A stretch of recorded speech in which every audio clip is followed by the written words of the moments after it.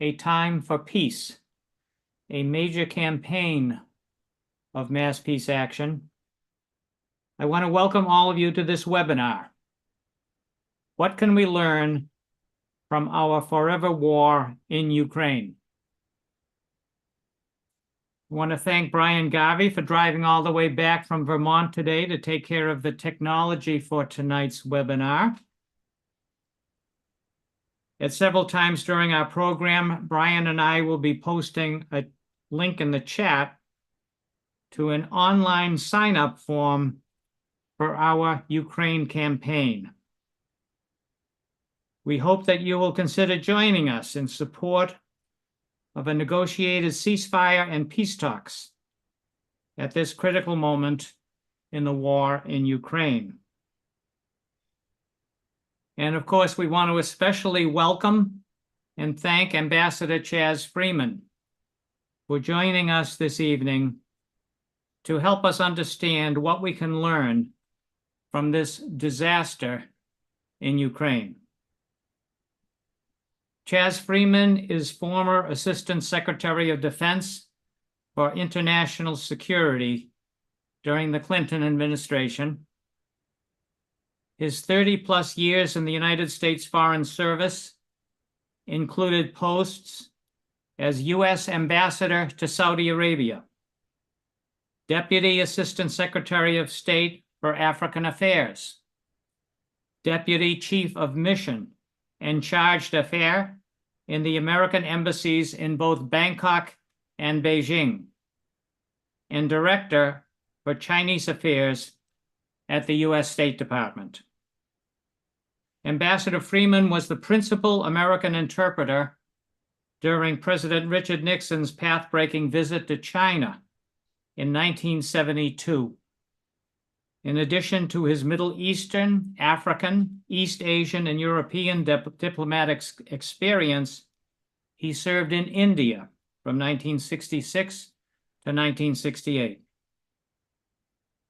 Chas Freeman is the recipient of numerous honors and awards and the author of 5 books: America's Continuing Misadventures in the Middle East, Interesting Times, China, America, and the Shifting Balance of Prestige, America's Misadventures in the Middle East, The Diplomat's Dictionary, and Arts of Power, Statecraft, and Diplomacy. Today, Ambassador Freeman is a visiting scholar at Brown University's Watson Institute for International and Public Affairs. Following his presentation, we will use the raise hand function under the reactions button at the bottom of your screen. So if you can hold your questions until we open it up for the question and answer period, that would be great. Ambassador Freeman, thank you for being with us. We are all ears, and the screen is yours. Thank you very much, Paul, both for having me here and for the very thoughtful introduction. I'm going to go right into this. It's a pleasure to be with you, and I wish your cause well. It's been a while since the United States won a war, and it looks as though we're about to lose yet another one, the war in Ukraine. This is a proxy war justified as an effort to, quote, weaken and isolate Russia. Our strategic defeat in this effort now leaves us with 3 unpalatable alternatives. We can continue to support Ukraine as Russia grinds it to bits and reduces it further in size and population. We can escalate the war, as French President Emmanuel Macron has advocated, despite the Russian threat to answer this with counter-escalation, possibly to the nuclear level. Or we can face up to failure and save what we can of Ukraine by negotiating with Russia. I know which of these choices I'd prefer, and I suspect you do too. And however this unwise and unnecessary war ends, we need to ensure that there are no more like it in future. They say that a mistake is only a mistake if you don't learn from it. Our country's recently made a lot of mistakes in its foreign policies, but sadly, we don't seem to be learning much of anything from these experiences. We have instead invented something uniquely American called a forever war. Such wars routinely fail, yet we keep launching them. I want to speak to you this evening about why we do this, why we shouldn't, and how we can stop doing it. My focus will be the forever war with Russia in Ukraine. Forever wars can take many forms. They can be economic or technological, like the one the Trump administration kicked off against China, and that the Biden administration has enthusiastically doubled down on. They can be military, like our 23-year global war on terrorism. That's taken us into combat in over 80 countries, killed over 900,000 people, and cost us an estimated $8 trillion. Forever wars need not be direct, as our proxy war in Ukraine illustrates. They can even be covert, as our multiple barely concealed, interventions in Syria demonstrate. What America's forever wars have in common is that they involve muddled, open-ended objectives, movable goalposts, an intensely propagandized narrative to mobilize support for them, no quarter for those who challenge that narrative, no benchmarks for judging success or failure, no limits to the level of resources we must commit to them, no defined end state that would justify ending them, no strategy for their termination, and no vision of a feasible order if and when they actually end. Sun Tzu argued that wars should implement strategies that achieve specific national objectives with the least destruction. Karl von Clausewitz described war as the expedient continuation of politics by other means. William Tecumseh Sherman said that the purpose of war was to produce a better peace. Freddie Clay said every war must end. But what if domestic political dysfunction prevents the definition of specific national objectives? What if a country's political culture dictates that the only effective way to impose its druthers on other countries is coercively through warfare, economic or military? What if such a country measures the success of punitive measures not by the extent to which they achieve desirable changes in foreign behavior, but by the pain they inflict on those foreigners? What if such a country believes it can resort to the use of force with impunity whenever it judges that less violent methods of bending foreigners to its will are less likely to do so?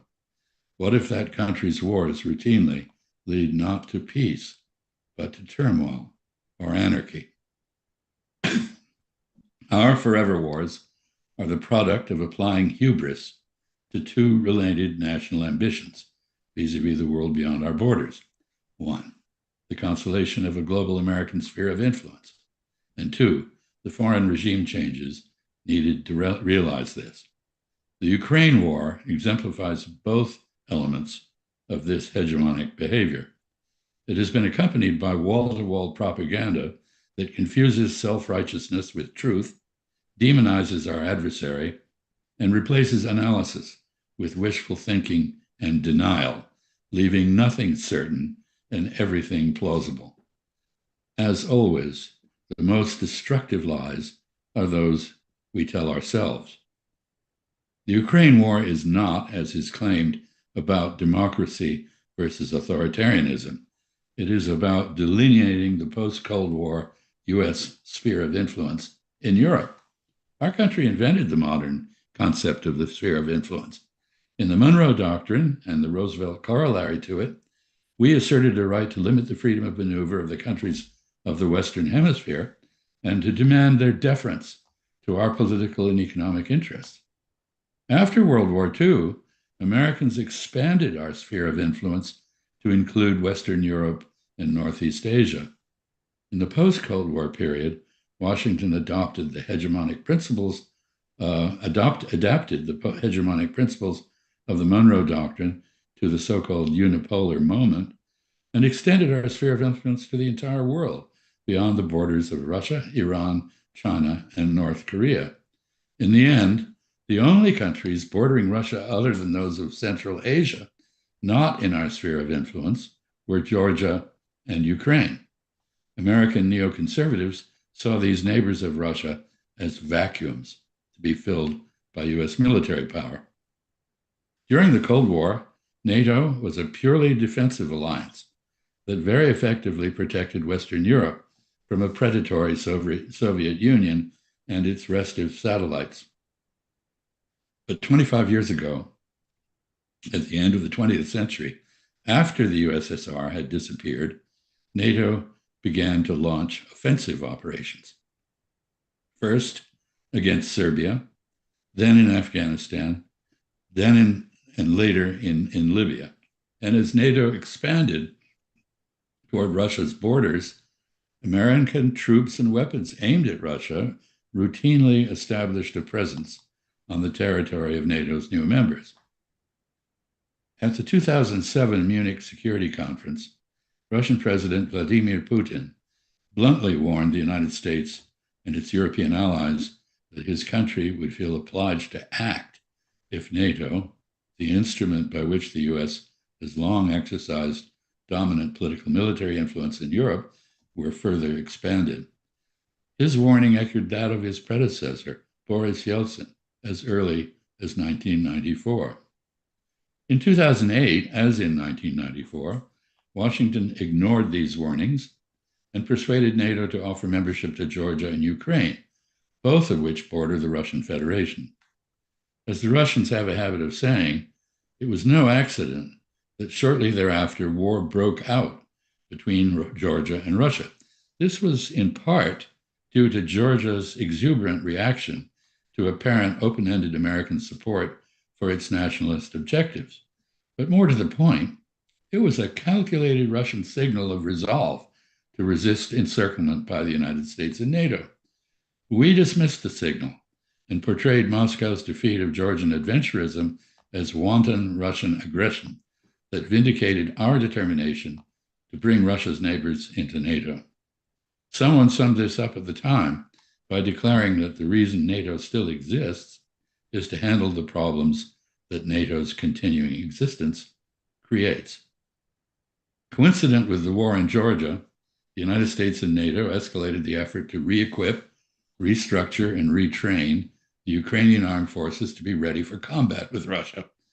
In 2014, Washington helped engineer a coup in Kyiv that overthrew the elected government and installed hand-picked pro-American, anti-Russian successors in its place. The new ultra-nationalist Ukrainian government then banned the use of Russian and other minority languages like Hungarian or Romanian in education or for official business. But almost 30% of Ukrainians are native speakers of Russian. Russian-speaking secessionists in the Donbass region resisted forced assimilation and began a civil war with Ukrainian ultranationalists. This soon became a proxy war between Russia and the West. The United States reaffirmed our intention to bring Ukraine into NATO and stepped up our aid to the Ukrainian armed forces. But if Ukraine were to enter NATO while Crimea was still part of it, the 250-year-old Russian naval base at Sevastopol would fall under the control of the United States and NATO. In large measure to preempt this, Russia annexed Crimea. It was able to do so without violence because Crimeans had made it clear on several previous occasions in referenda that they did not want to be part of Ukraine. In 2014, a Russian-organized referendum revealed that the views of most Crimeans had not changed. If they could not be independent, they preferred to be part of Russia. It is, I think, utterly unrealistic to expect them ever to agree to place themselves once again under Ukrainian sovereignty. By 2021, with our help, Ukraine had acquired a NATO-trained and equipped army larger than the armed forces of Britain, France, and Germany combined. Not surprisingly, Moscow viewed this huge hostile force on its western borders as a serious national security threat. Recent attacks deep into Russia by Ukrainian forces have inadvertently validated Russia's concerns about the consequences of Ukraine joining an alliance hostile to it. Just as Soviet forces stationed in Cuba in 1962 menaced Washington, U.S. forces stationed in Ukraine could reduce the warning time of a strike on Moscow to about 5 minutes. So in December 2021, Moscow massed troops on the Russian border with Ukraine and demanded negotiations to resolve its security concerns. It insisted on Ukrainian neutrality, respect for the rights of Russian speakers in Ukraine, and a discussion of a new European security architecture that would threaten neither Russia nor the members of NATO. The US and NATO responded by rejecting negotiations while warning, in an instance of self-fulfilling paranoia, that Russia planned to invade Ukraine. Jens Stoltenberg, NATO's Secretary General, put it this way. He said, quote, President Putin sent a draft treaty that they wanted NATO to sign to promise no more NATO enlargement. That was a precondition for Russia not invading Ukraine. Of course, we didn't sign that, unquote. In fact, the US and NATO refused to discuss it at all, leaving Russia with the choice of either accepting NATO membership for Ukraine and the eventual deployment of US forces there, or using force to prevent this. This unwelcome choice was the proximate cause of Moscow's fateful decision to invade Ukraine on February 22, 2022. The Russian invasion of Ukraine was clearly illegal under international law, but to say that it was unprovoked defies credibility. Could a negotiation with Russia have prevented war? We have at least two solid pieces of evidence to suggest that it might have. Despite Moscow's sympathy and support for the Russian-speaking secessionists in the Donbass, it agreed in the Minsk Accords of 2014 and 15 that their region should remain part of Ukraine, provided their linguistic autonomy was guaranteed, much as the case of Quebec, where French is guaranteed to the local inhabitants in the Canadian Federation. The Minsk Accords were, however, subsequently repudiated, not by Russia, but by Ukraine, France, and Germany. Then, too, about 6 weeks after it invaded Ukraine, Moscow actually agreed to a draft treaty with Kyiv by which it would withdraw from Ukraine in return for Ukraine renouncing NATO membership and proclaiming neutrality. This treaty was to have been signed on April 15, 2022, but the US, UK, and NATO objected to it. In early April, Ukraine therefore repudiated its earlier agreement to the terms of the treaty. As the war has ground on, Russia has repeatedly reiterated its willingness to talk, and the US, NATO, and Ukraine have consistently rejected doing so. The refusal to discuss a formula for peaceful coexistence between Ukraine and Russia, between NATO and Russia, and between Ukrainian and Russian-speaking Ukrainians has had very grave consequences, most of all for Ukraine. The war has not only imposed huge costs on Ukraine, but also greatly weakened its bargaining power in any future negotiation with Russia. If there is an agreed end to this war, it will be on largely Russian terms and vastly less favorable to Ukraine than the peace the US and NATO persuaded Kyiv to reject in April 2022. Ukraine, the US, and NATO are now in the final stages of a humiliating strategic defeat. In 2022, when Russia invaded Ukraine, the population of Ukraine was about 32 million. Since then, it has fallen to about 20 million. 1/3 of Ukraine's people have been dislocated. Over 2 million have fled to Russia, and 6 to 8 million to the West and elsewhere. The number of Ukrainian casualties is a closely guarded secret, but indications are that it may be around 500,000. Ukraine's industrial base and infrastructure have been devastated. As the war began, Ukraine was the poorest and most corrupt country in Europe. Now it is even poorer and more corrupt. The Biden administration has regularly described the proxy war with Russia as designed to isolate and weaken Russia, and pledged to support Ukraine for as long as it takes, or more recently, as long as we can. Prominent American politicians have extolled the benefits of having Ukrainians rather than Americans die fighting Russians. Ukrainians have done so with remarkable bravery, but so many have died that Ukraine can no longer mount an adequate defense, let alone go on the offensive. The war has devastated Ukraine without either isolating or weakening Russia. It's cut Europe off from Russian energy supplies and reoriented Russia toward China, India, Iran, the West Asian Arab countries, and Africa. Russia's economy has grown, not contracted. Moscow's defense budget has doubled, and its armaments production is now 3 times that of the United States and NATO combined. Like Ukrainian casualties, those of Russia are hard to estimate, but with a population 4 to 5 times larger than Ukraine's, Russia can sustain many more casualties than Ukraine can. The United States and NATO evidently expected an easy victory over Russia, but both now face a humiliating military defeat. The war has greatly weakened Ukraine's bargaining position in any future negotiation with Russia. Germany now feels sufficiently threatened for it to have begun a debate on whether to acquire its own nuclear weapons. As a result of US sanctions and the sabotage of Russia's undersea gas pipeline to Germany, Europe has lost its access to cheap Russian energy supplies. These have been replaced by imports from the United States that are as much as 4 times as expensive.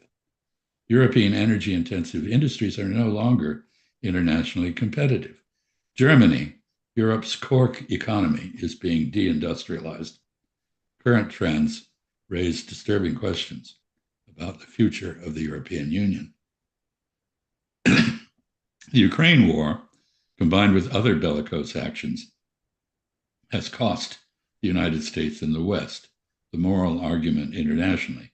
We cannot have it both ways, condemning Russia's illegal actions in Ukraine while actively supporting Israel's even more lawless and lethal actions in Palestine. The West has inadvertently put its hypocrisy and double standards on dramatic display. We're told by our leaders and their political strap hangers that Ukraine and other current and potential forever wars are about defending democratic values. But as we build a domestic national security state to support our wars, we are sacrificing ever more of the civil liberties and respect for due process and the rule of law that are central to constitutional democracy. As Benjamin Franklin wisely pointed out, a nation prepared to trade its freedoms for its security puts both in jeopardy. And in this case, it's not even our security that is at stake, but that of others. The domino theory was nonsense in Southeast Asia. It's equally fallacious in Eastern Europe. Our wars are wars of choice, not necessity, and have little or no direct connection to American security and well-being. It's said that U.S. credibility with allies and adversaries is at stake in Ukraine, but our policies and actions there have not bolstered confidence in American steadfastness, so much as shaken confidence in our judgment and cast doubt on the efficacy of our military doctrines and weaponry. The West now suffers from forever war fatigue. American and European taxpayers are becoming reluctant to keep sending money to a cause they increasingly perceive as both futile and corrupt. And as we are being reminded, and we are being reminded, I think, that as the 20th century demonstrated, there can be no peace in Europe based on ostracizing Russia or any other European great power, like the Weimar Republic in Germany. As the war proceeds, Russia's bargaining position continues to strengthen. If there's ever an end to this war, it will be on terms far less favorable to Ukraine than the peace the US and NATO persuaded it to reject in April 2022. Meanwhile, inept American diplomacy continues to push Russia, China, Iran, and North Korea together in a loose anti-American entente and to increase the danger of one or more nuclear wars. Article 5 of the North Atlantic Treaty, basis of NATO, stipulates that, quote, an armed attack against one or more NATO member states in Europe or North America shall be considered an attack against them all, unquote. This is an unequivocal commitment to defend any and all NATO members against attack. But the United States and other NATO members have already demonstrated that we are not, in fact, prepared to respond directly to an armed attack on Ukraine by Russia. In response to just such an attack, we have resorted to evasions and a proxy war pitting Ukrainians, but not us, against the aggressor. If Ukraine were a member of NATO, Article 5 would require the president to ask Congress to declare war on the world's most formidable nuclear power. Vladimir Putin has threatened to conduct such a war at the nuclear level. He may not be the demonic figure our propaganda makes him out to be, but bravado aside, calling his bluff is an insane risk for us to take for ourselves, our allies, and the world at large. As in other forever wars, we have inhaled our own propaganda about Ukraine. Our quixotic attempt to exploit Ukrainian nationalism to weaken and isolate Russia or engineer regime change in Moscow has been a catastrophe for Ukrainians and a strategic defeat for the West. It has brought the US and NATO to the point where we must either enter the fray directly, watch Russia grind Ukraine to bits, or accept a negotiated outcome that addresses Russian interests and objectives. Moscow has described those interests and stated those objectives clearly and consistently. They do not include invading NATO territory.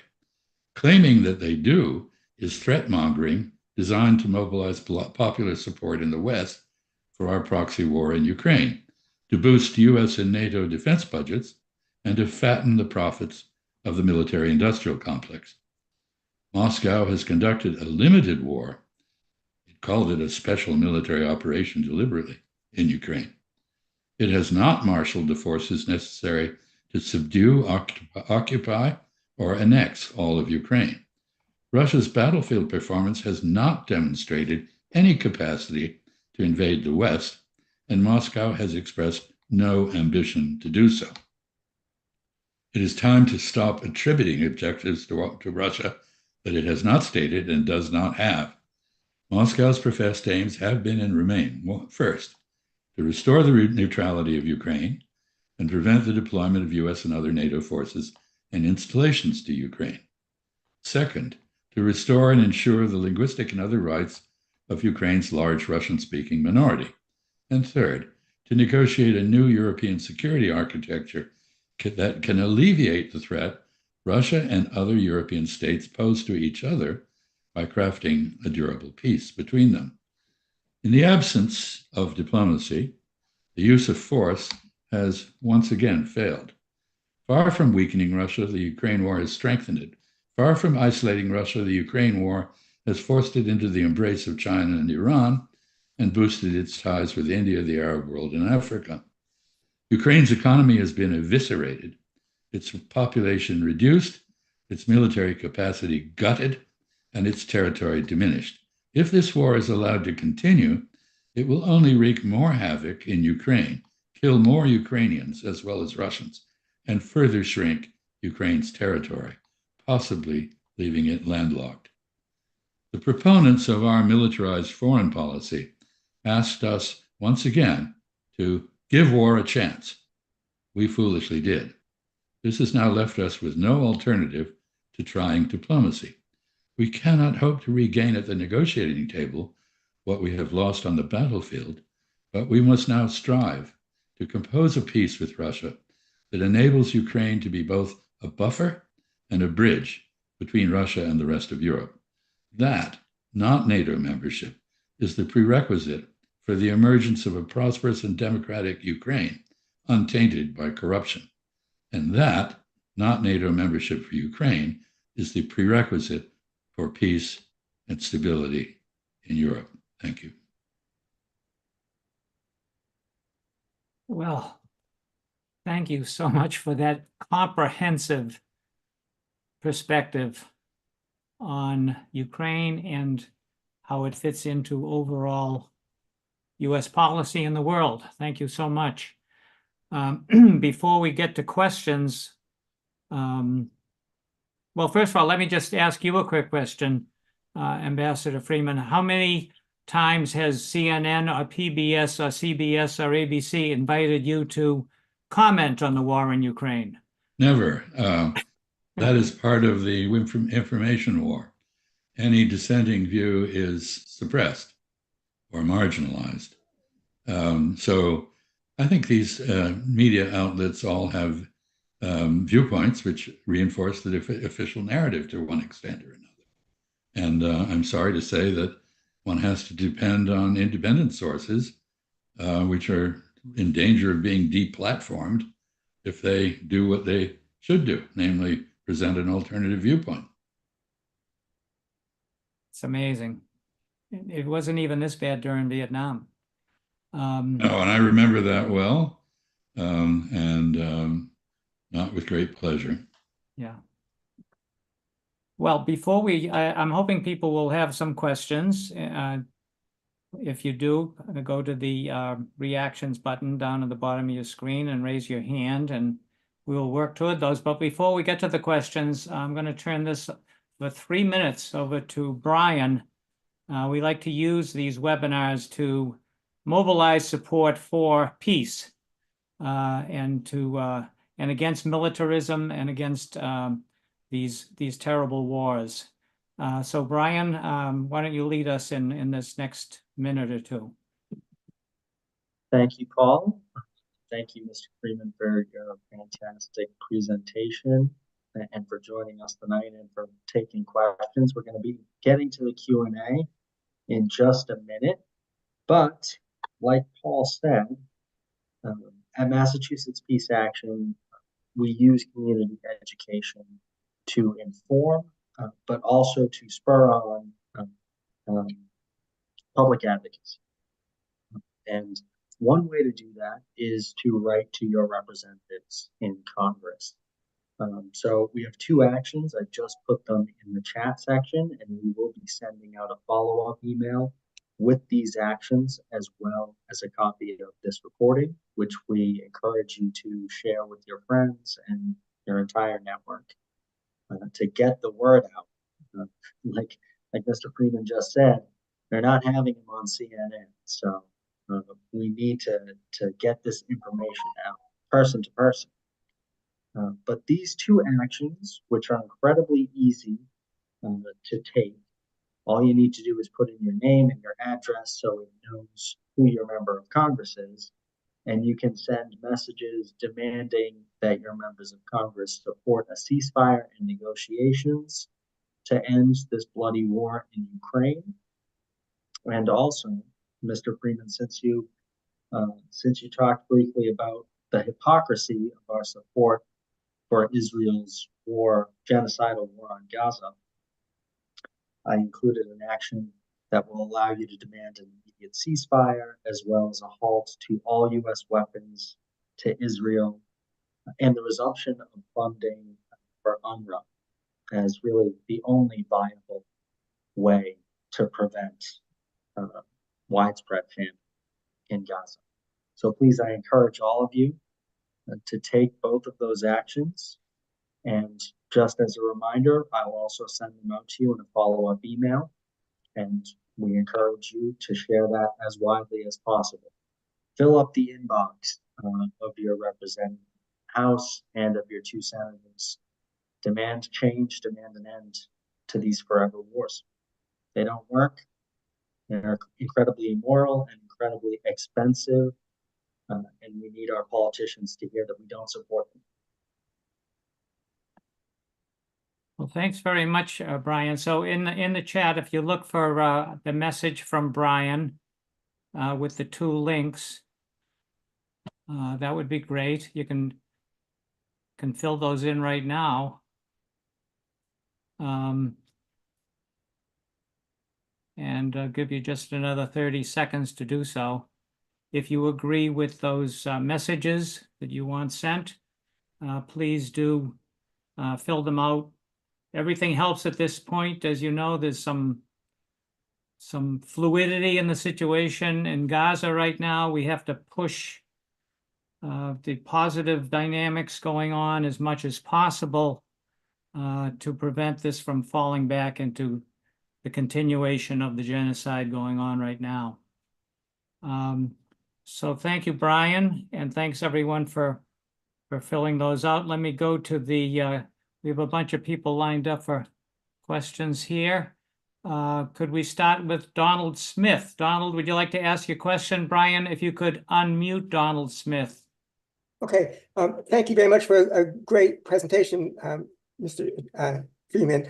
I have two related questions. First, other diplomats and members of the government, are they hostile to you? Are there many who are friendly to you but are afraid to tell the truth? You know, can you get allies who would reveal the truth? And secondly, what are the risks that MAGA Republicans reveal the truth about this and cause Biden to lose because of this stupid war? Thank you. Two responses. First, there are a lot of people in the diplomatic service of our country who are very distressed about these policies. But when you take the king's shilling, as it were, or I guess Uncle Sam's quarter, you're expected to behave. You're expected to defend U.S. policy. If you can't do that, you should resign. And we've actually had some people resign, starting with Josh Paul, who was a very senior guy in handling licensing for arms exports. He resigned over the war in Gaza, which he found it unconscionable that we were continuing to send weapons to be used for what is clearly a genocide. So there are lots of people in there, and I think they're probably staying in the system and doing what they can. But we have an administration that is, very hard over on these issues. It all comes down to the president. He's very clear where he stands. He wanted regime change in Russia. He's been adamant that we'll do whatever we can in Ukraine forever. And he's taken the same position of strong support for Israel, notwithstanding the fact that every time he tries to persuade Prime Minister Netanyahu of something, Netanyahu gives him the finger. The second question, I'm sorry, the second question was, can't hear you. You've been. Yeah, the second question was, what danger is this to Biden's reelection? And can MAGA Republicans, for example, tell some of the true story about this and embarrass the Democrats and win? That's what I'm afraid of. I think the issue there is that Mr. Biden and the Democratic Party are losing the support of many young people, progressives, people of color, American Muslims, Arab Americans, and many of these people are in key states. And therefore, Mr. Biden is in effect digging his own grave by sticking with these policies, which much of his constituency objects to. And you look at the polls, and it's reflected in diminishing numbers for him among all these categories. And if he can't bring out the African-American vote, and the African-American churches are turning against him, then I think he's in real trouble. And we're going to end up with Donald Trump as our next president, which is something probably some of the audience would welcome, but I don't. I can't imagine a more erratic figure at the helm than that one. Thanks very much. Thank you, Donald, and thanks, Chas. So let's go to Clarette Carl. Clarette, do you have a question? Let us unmute you. Hi, Clarette.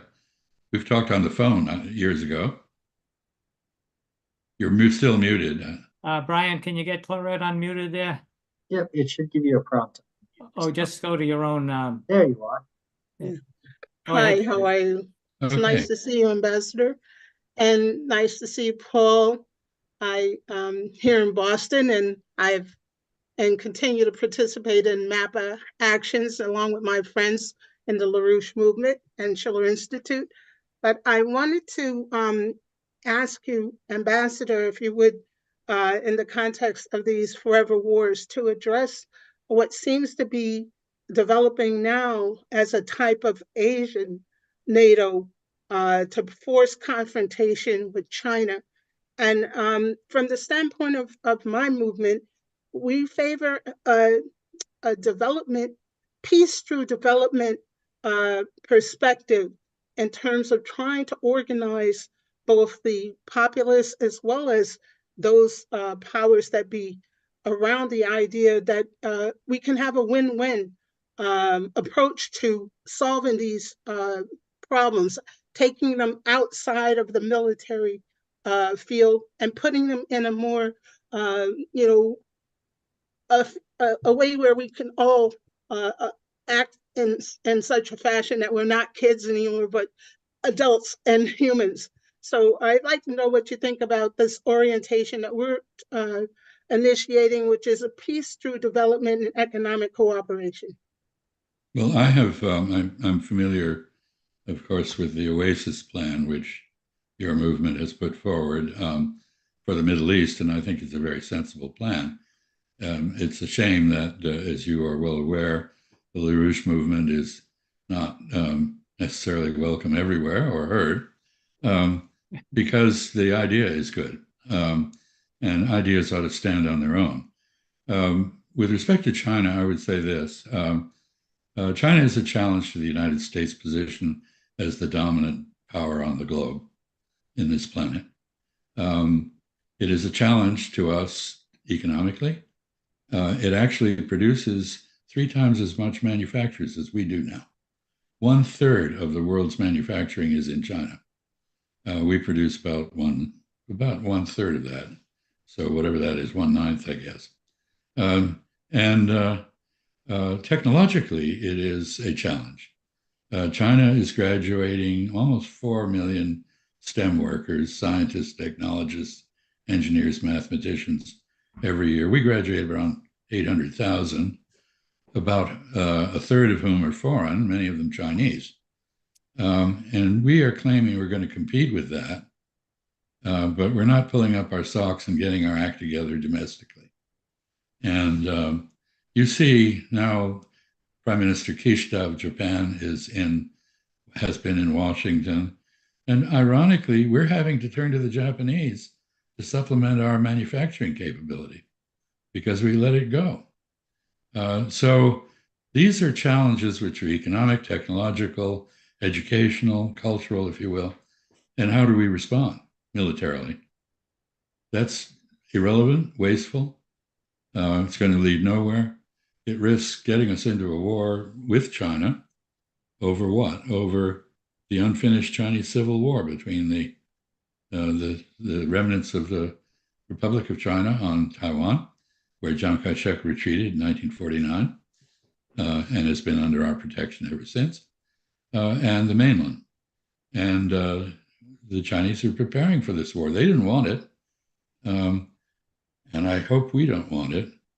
But it is exactly the sort of dangerous situation that we saw in August 1914 with the outbreak of World War I. Nobody wanted that war, but it happened, and it was unbelievably destructive. If we get into a war with China, it's going to be nuclear. And I'm in Exeter, New Hampshire. I'll just get fallout, but you're in Boston, and you might think about it. Anyway. I think that's a good thing to think about.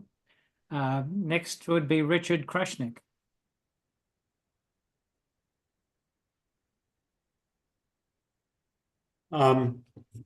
Since the United States has been the overarching foreign policy of the United States, it seems, has been since sometime around 9/11/2001 to preserve as long as possible this unipolar world. And apparently, as you've been explaining to us, their lack of understanding of how far the world had already become multipolar and how their policies, militaristic policies, were not ill-conceived and wrong and led just to further defeat and weakening of the United States.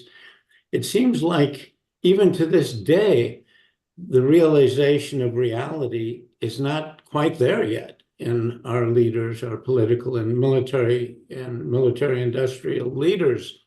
So I'm very worried that in any of these conflicts, either Ukraine or the Middle East or over Taiwan, that if anyone on this planet is likely to initiate the use of nuclear weapons, it's only the United States, because it's the United States that's losing in all three arenas. And I'm very concerned that our leaders are crazy enough that they will do this, that they will start with some tactical nuke somewhere and see what happens. The answer, obviously, is to elect better leaders, but look at the choice we face in November. And you may be happy about it. I think you'd be one of the very few people in the country who was. Well, I'm certainly not, wouldn't be happy. No, I didn't think so. No, no. I think this is a case where the people are once again ahead of the leadership. I think many Americans do appreciate that the European dominance of the globe, which began in 1492 with the Columbus and the beginning of the conquest of the Americas and went on to the conquest of almost everywhere. There's a wonderful map that shows the 17 countries in the world that Britain did not invade. And it does not include Tibet, but they invaded Tibet. But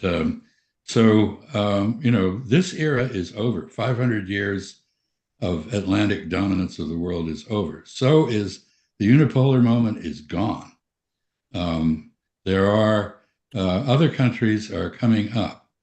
We are going to have to get used to a world in which we cannot force others to follow us with force, with power. We have to set a better example. And if we set a better example, they will follow us. You're not answering my question. My question is, how likely is it that the U.S. is going to use nuclear weapons? Well, our nuclear doctrine involves first use. And we have a major trillion-dollar nuclear modernization program going on, which includes developing dial-up and dial-down bombs where you can determine the extent of the explosion on the spot. These are intended for tactical use. And people are talking now. The head of the U.S. Army just said, well, we're going to put missiles in East Asia. He didn't say who would want us to put them on their territory to shoot at China. And you think those are going to be conventionally armed? No way. So, I think you're right. The principal danger, certainly in East Asia, because the Chinese have a no first use doctrine. They will not use nuclear weapons unless they are used against them. And we don't. The Russians have a sort of halfway position. They will use nuclear weapons, they say, if they're going down in defeat and the existence of their country is threatened, but not otherwise. So, but we don't make that distinction. So I think your concerns are well placed. Thank you. Thank you. Thanks, everybody. Let's take a question from way out there in Western Massachusetts with John Berkowitz. Need to be unmuted. Okay. There we go. I thought Brian was doing that. Sorry. No problem. First of all, about media gaslighting and censorship of your voice, I want to just celebrate the fact, not that they're doing that to you, but that your colleague at Watson Institute, Stephen Kinzer, oh yeah, who has done a program, a webinar just like this for MAPPA, well, at least he can get into the Boston Globe once in a while. Yep. So if there's hope there, I hope that you will get your voice into the Boston Globe or the New York Times or CNN. And I'm going to write you a referral letter. Thank you. But the New York Times, I think, is the voice of the blob. And I don't think I'm welcome on its pages. And if you've ever written an op-ed for the New York Times, which I have in the past, you know that it's an arduous experience in which very little of your original ideas survive. Stephen Kinzer is a genius at writing op-eds. And he's also a very wonderful human being. So I'm glad you had him on for a webinar. Just a quick question to add on, which is the point you made about Russian, or the fear of Russian aggression and moving into Europe. Could you just say a little bit more about what you would say to an audience where there were members? I'm not sure if any are here on this call, but so many Americans, so many Europeans are caught up in that fear. But what do you think is the actual reality that they could do that? Well, I think they've shown on the battlefields of Ukraine that they can hold their own on the local level. They've ground up Ukraine pretty thoroughly, and they've taken, now it's about 20% of Ukraine's territory, and they're on the offensive at the moment, with the Ukrainian forces retreating in a somewhat disorderly fashion, which does not bode well for Ukraine. Whether it gets more weapons from us or not, or more money, is not the decisive factor. Ukraine has run out of Ukrainian cannon fodder, basically. Too many people have died. But the other side of that is that Russia, first of all, as I said, it conducted a limited operation in Ukraine. It did not mobilize the sort of forces that it could have to go after all of Ukraine. And it got pretty badly battered in its initial attacks on Ukraine. So, basically, the Russians have shown they can't invade NATO. They don't have the capability, even if they had the ambition. And I'd finally note that, the whole history of the post-Cold War era was one in which NATO was advancing, our sphere of influence was advancing toward Russia. Russia was not trying to take back its previous sphere of influence in Eastern Europe. What it didn't want is us to take it. And a final point is just relevant to the talk. When Ukraine became independent in 1992, I believe, 1991, 92, it was explicitly a neutral state. And it was we, Americans, the George W. Bush administration, that insisted that Ukraine become part of NATO. That was resisted by many other NATO members, and it divided Ukrainians. They weren't all united behind that idea. So the notion that somehow Russia, has a sense of manifest destiny similar to the one that we did to march all across Europe is not there. I would say finally that, just to expand a little bit on the lessons of the 20th century, maybe to start with the 19th century. After the Napoleonic Wars, the victors had the cleverness to invite the losers, the French, to take part in the concert of Europe. There was a Congress of Vienna meeting, 1815. The French were reincorporated into the Councils of European Management, and there was no major war in Europe for 100 years, not until 1914. I mean, there were small conflicts, the Franco-Prussian War, the Crimean War, but generally speaking, Europe was at peace. After World War I, we deliberately excluded Germany, a great power, from the councils of Europe. That didn't work out too well. It led directly to World War II. We also excluded the new Bolshevik regime in Russia, the other great power, and that didn't work out too well because it contributed to World War II and it then led to the Cold War. So the lesson is you have to be inclusive. And fear-mongering about aggression by anybody, whether it's by the Russians or us, after all, the Russians are not unique in breaking international law or ignoring the UN Charter. We went into Iraq, which was clearly illegal. We weren't able to talk NATO to go in there with us, interestingly. But we had some differences with our European allies. You remember the silliness about renaming French fries freedom fries and all this stuff. I mean, you can't make this kind of stuff up. So I would say, we need to be realistic. We need to look at what is there and not exercise our imagination or, as I said, inhale our own propaganda about the demonic nature of Vladimir Putin or take our view of the Russians from Bullwinkle and Boris and Natasha. Oh, those were the days. It was a great cartoon series. They were something. It operated at 3 or 4 levels. You could enjoy it as a kid. You could enjoy it as a literary set of references, and you could enjoy it as an adult that you've got jokes that kids didn't get. Yeah, there'll never be another Rocky and his friends. Next question from Mary Ellen Kirkelos. Need to, there you are. Okay. There I go. Thank you so much, Ambassador Freeman. I want to thank you for the work that you're doing. I think it's incredibly important. Everyone is recognizing that.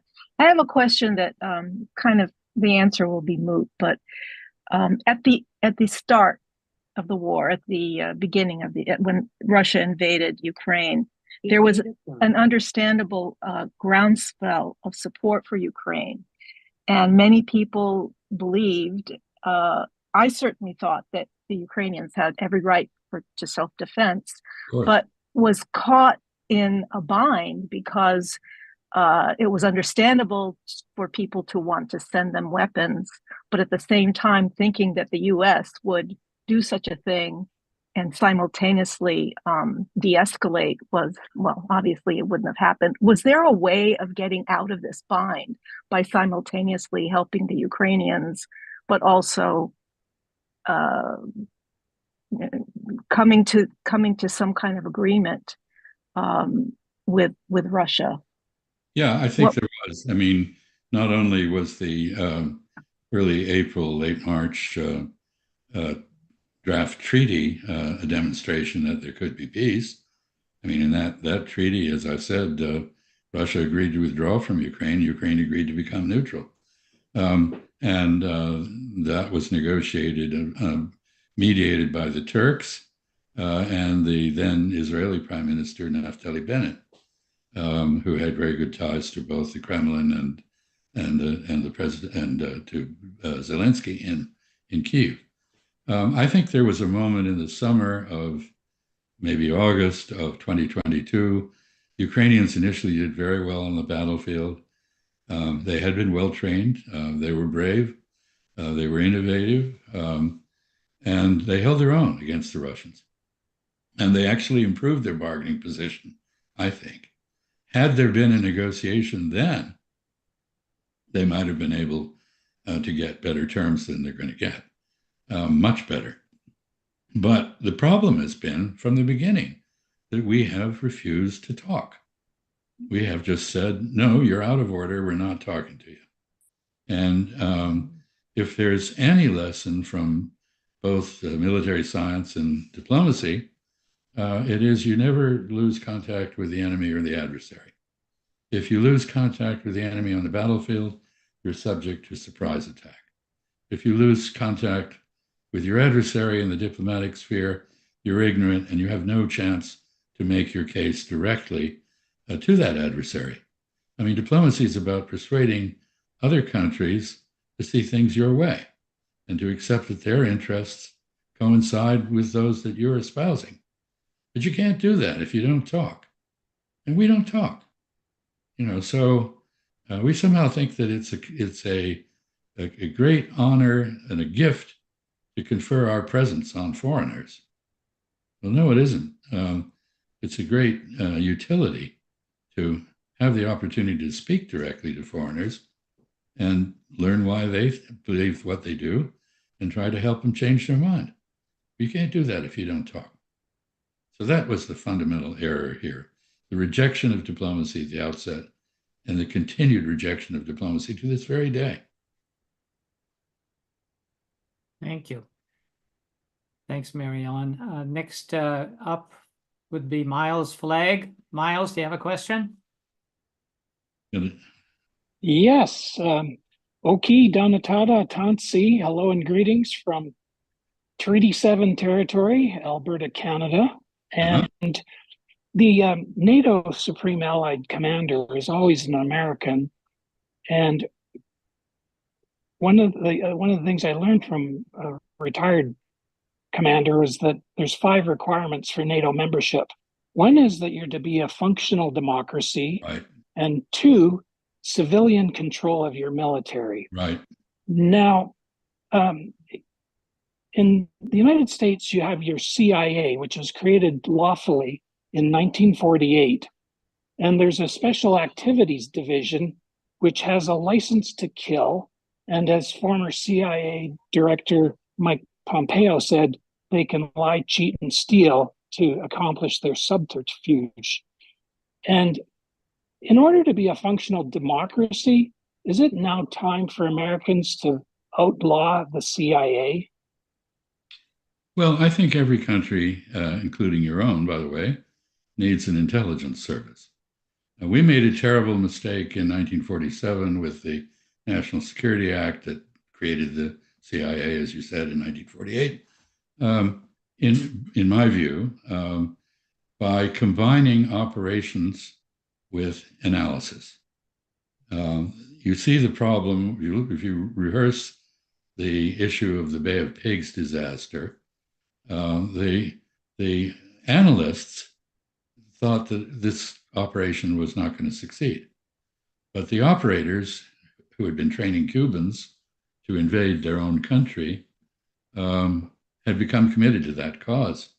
And basically, the operators outruled or polluted the minds, if you will, of the analysts. And so I think we should, I think we need an intelligence service. We need to collect intelligence.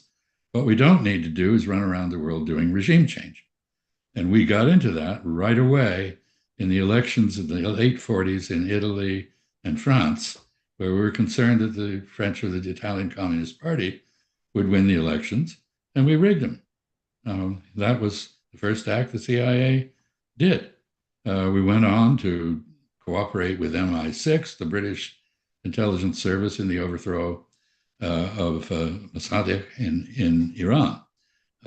We ended a democracy there and replaced it with the Shah, who lasted for a while. So I think you have a point, but I think the more fundamental point is not the institution, but the purposes. And I really firmly believe that you can have an intelligence service that collects intelligence and doesn't try to overthrow foreign governments. Now, that would be perhaps very un-American. If you know the history of a place like Guatemala, for example, we keep overthrowing the government there, and Honduras, and so forth and so on. And now we're trying to overthrow the government in Venezuela, for which I have no affection. But I think, it's up to Venezuelans to govern themselves, not us. So I basically sympathize with your objection, but I don't have the same answer. Thank you very much. Let's take a question from Cole Harrison. Oh, yes.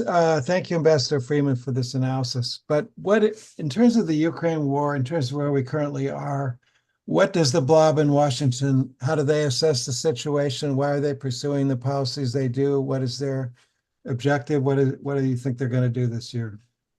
I think there's almost a sense of panic now, not just in Europe, over the failure of the Ukraine war, but in Washington. And you have different reactions to this. I know that Jens Stoltenberg, who was very hardline, has now come out in favor of saying that basically Ukraine's going to have to make some compromises and negotiate. That is a concession on his part. In Washington, you have people who are completely committed to this war. One of them, Victoria Nuland, just left the government to accept a position as a professor at Columbia University. God help her students. I think there is a group of neoconservatives who are very, very hardline and who have the ear of the president and basically a hammerlock on much of the government. If you believe Antony Blinken, our Secretary of State, then you must accept neoconservatism as a philosophy, I guess. I don't see any difference between what he believes and professes and what Victoria Nuland, as his deputy, professes. So I go back to my answer to an earlier comment or question, and that is, I think this is a case where the people are ahead of the government. And in fact, I would say that is the phenomenon in our politics these days. When Hillary Clinton referred to the deplorables, some of my best friends are deplorable, but when she referred to the deplorables, it was not only a put down, but it was a recognition that there's a very large group of Americans who feel betrayed by the political elite, ignored by the political elite, and who don't share the values that the political elite is pushing. Not a secret that our country is polarized. And that polarization is very evident outside Washington and in the floor of the US Congress, which can't get anything done. So you ask about the blob. The blob blobs on. You can turn on your TV and see Admiral Kirby anytime. And he's the epitome of the blob. So, but I don't think most people in the federal government who work on these issues, whether they're at the intelligence agencies or at the State Department, or even on the NSC staff, agree with this policy. So I don't know what to do about it except elect better leadership. And as I already remarked, the choice is not palatable this year. Right. Okay, thank you. Thank you. Let's go to Jeffrey Bachtel.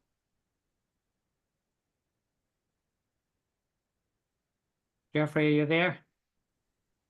It's Barkdull, first off.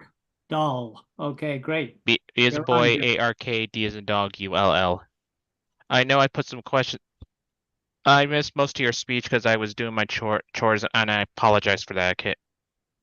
How do you pronounce your name, Chas Freeman?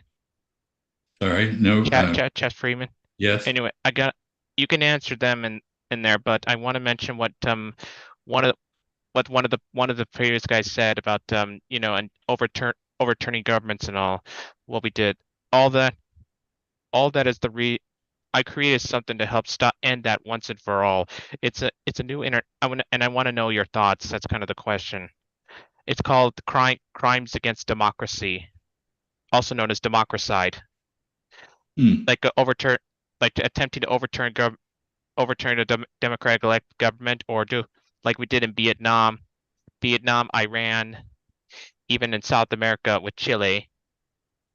Those are crimes against democracy. And all that. Jeffrey, do you have a question? Well, that was it. I want to know what do you think of the idea of making that a law to help end these stuff once and for all. Ironically, we already have such laws which prohibit foreign aid or military assistance to governments where democracide, as you put it, has occurred. And we don't observe those laws. For the most part, we ignore them. I would say, because I believe that constitutional democracy, meaning Republican with a small r, democracy, is in fact the best form of government we've yet developed.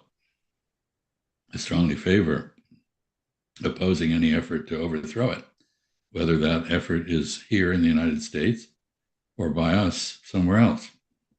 But I have to say, at the moment, there's no evidence of receptivity to actually enforcing the very good idea that you've put forward. I just encourage you to continue advocating it, and maybe we'll come up with some way of stopping this from going on. Okay, thanks, Jeffrey. Thanks, Chas. Next is Ambassador Freeman. Do you have? Can we just take 2 more questions? I know we're running pretty late here for you. Yeah, no, I'm desperate to have a drink, but I will do that. Okay. After Mr. I don't want you to Zuckerman. hold off too long on that. After Mr. Zuckerman. Val, did you still have a question, or did you lower your hand? I have a question, yeah.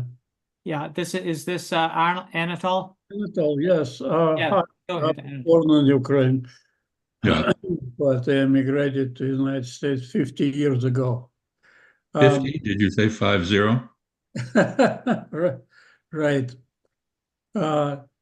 As you know, there was a 2 peace agreement. But now I want to briefly talk about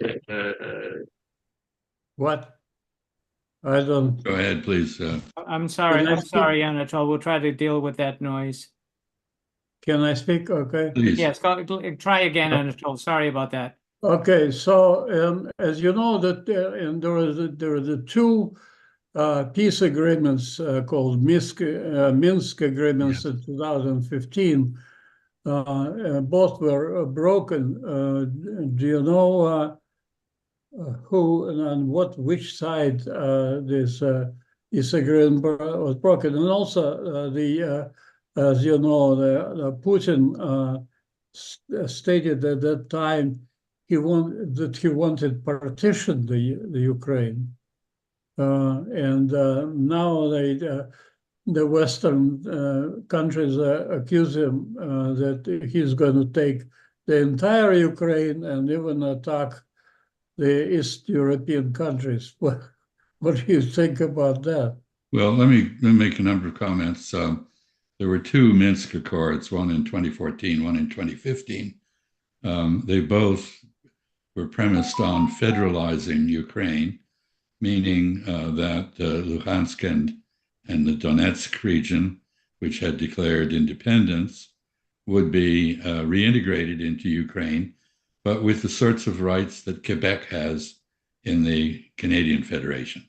So in other words, the Russian speakers there would be allowed to use Russian, to educate their children, and to communicate with the government, contrary to the policies that the government after the 2014 coup had put in. So that's the first thing. Those Minsk Accords were sponsored by the French and Germans, Hollande in France, and Merkel in Germany. Later on, when Ukraine, Zelensky, by the way, Zelensky ran on a program of peace and accepting the Minsk Accords, which he repudiated after he was elected.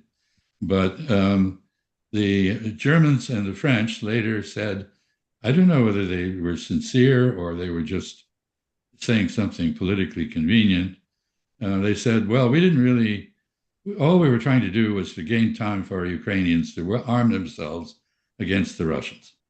We didn't really mean the Minsk Accords, and we didn't support them. And the reason they said that is now, of course, Russia is demonized. So it's very popular to be anti-Russian. So they're basically saying, look, we were always anti-Russian at heart, and we didn't really take this seriously. Let me make a comment about, I could give you an account of the early stages of the war, which was very disorganized. The Russian invasion was not a pretty thing. It had every earmark of having been improvised at the last moment. Mr. Putin did not even brief his generals on his plans, which suggests he didn't have any.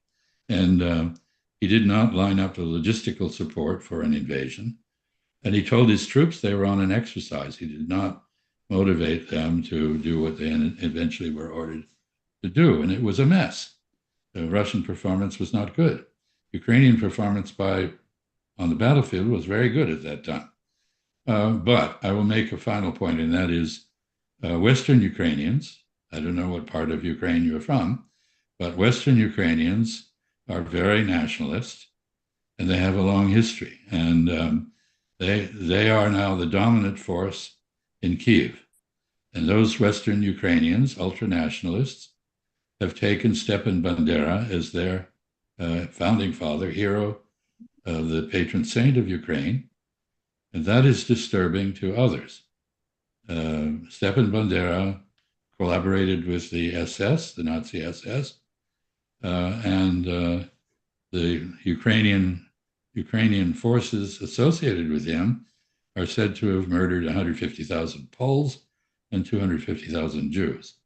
So Ukraine is a divided nation, and it needs to come together.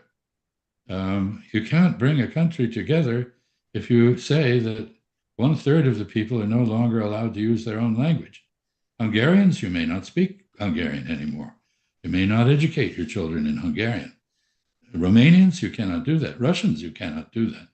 And as you know, there are other languages in Ukraine. It is a grab bag of many nationalities and ethnicities. It cannot be the prisoner of only one point of view, which is basically what happened. So I think the last thing on earth the Russians should want or do want is to try to control Western Ukraine. I think they would have an insurgency worse than the Afghan or Iraqi insurgencies on their hands. I don't believe they want to go farther. There's a question here. They illegally annexed Zaporizhia, Donetsk, Luhansk, and part of Kherson. Are they prepared to back off? I mean, I think the basic question here is, do we have any respect for the wishes and the will of the people who are affected by this war? You know, I said Crimeans don't want to be part of Ukraine. That's clear. Could we come up with a mechanism? Let's say we agree Russia abolishes the annexation of these oblasts and gives them, they have independence again. And Ukraine recognizes their independence, as does Russia, with the understanding that 20 years from now or 25 years from now, there will be referenda.